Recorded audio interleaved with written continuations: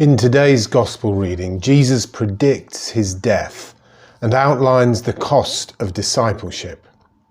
He first predicts his mission to Jerusalem, his persecution at the hands of the elders, chief priests and teachers of the law, his murder and his resurrection on the third day. And this is the first of several repeated predictions that Jesus gives to his disciples about what is to happen. It comes again briefly in chapter 17, verse 12, then again 17, 22 to 23, with the addition then that he will be delivered into their hands. Then in chapter 20, verses 17 to 19, as he gets nearer to Jerusalem, the extra detail that he will be mocked and flogged and crucified. And notice that in these passages, the clarity with which Jesus understands what is going to happen increases, and yet he continues unflinchingly towards Jerusalem. In chapter 21, when he's in Jerusalem, he tells the parable of the tenant farmers who kill the son. The beginning of chapter 26, he says, Passover is 2 days away when I will be delivered over to be crucified. Verse 12, this woman who anoints me does so in preparation for my burial. In verse 21, at the Last Supper, he says, one of you will betray me. Still, Jesus decides not to run away and avoid what he knows awaits him. The Son of Man, he says, will go just as it is written about him. A few verses later, he says to Peter, this night you will all fall away, and you, Peter, will deny that you know me.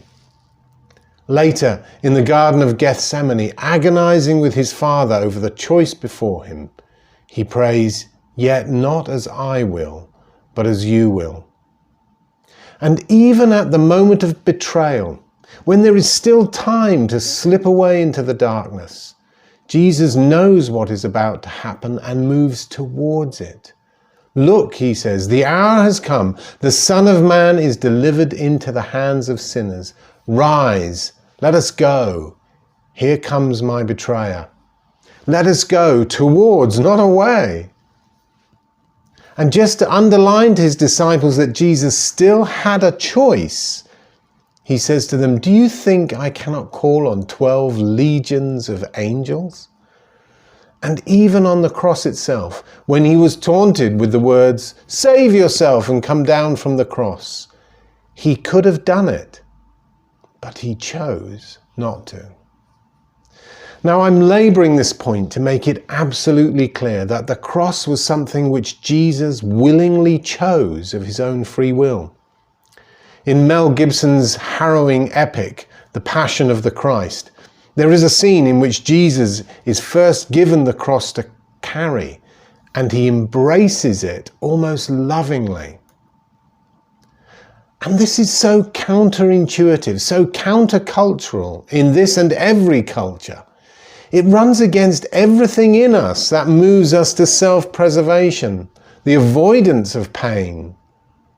So no wonder that as Jesus starts to outline this, back in today's reading in Matthew 16, Peter takes him aside and says to rebuke him and says, never, Lord, this will never happen to you. Peter is well-meaning, but his words are seen as a temptation by Jesus. He says to him, get behind me, Satan. You are a stumbling block to me. You have in mind not the things of God, but the things of men. You're thinking in a worldly way, Peter, not in a heavenly throne room way. And so Jesus begins to teach them about the way of the cross. He says to his disciples, if anyone would come after me, he must deny himself, take up his cross and follow me. We sometimes say, don't we, we all have our crosses to bear. And we sometimes say this about things that happen to us that are not crosses. They're not voluntary.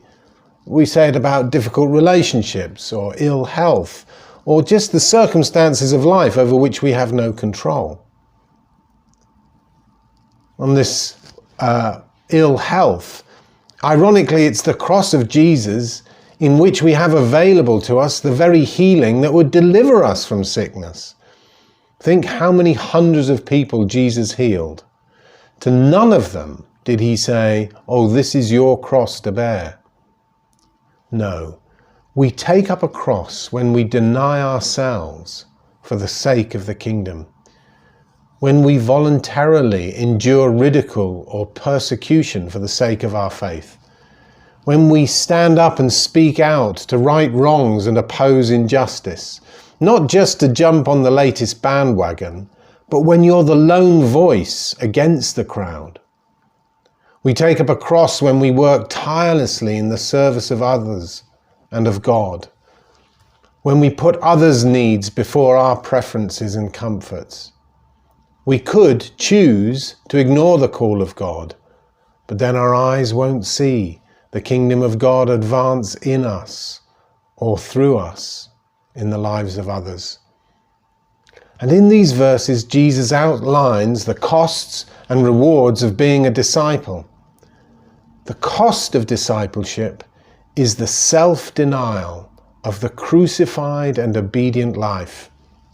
Jesus says, firstly, we should deny ourselves, let go of our own status and become like a little child. Let go of getting our own way.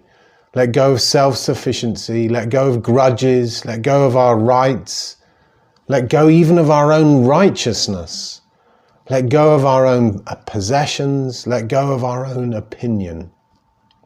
Lean not on our own understanding. And when our hands are finally empty, he says, take up our cross, take up those persecutions, and then follow me. Spend time with Jesus, going where he leads, doing what he does, living as he lives, modeling and conforming our whole lives on Jesus, our prayer life, our thought life, our sex life, our relationships, our approach to finances and possessions, everything.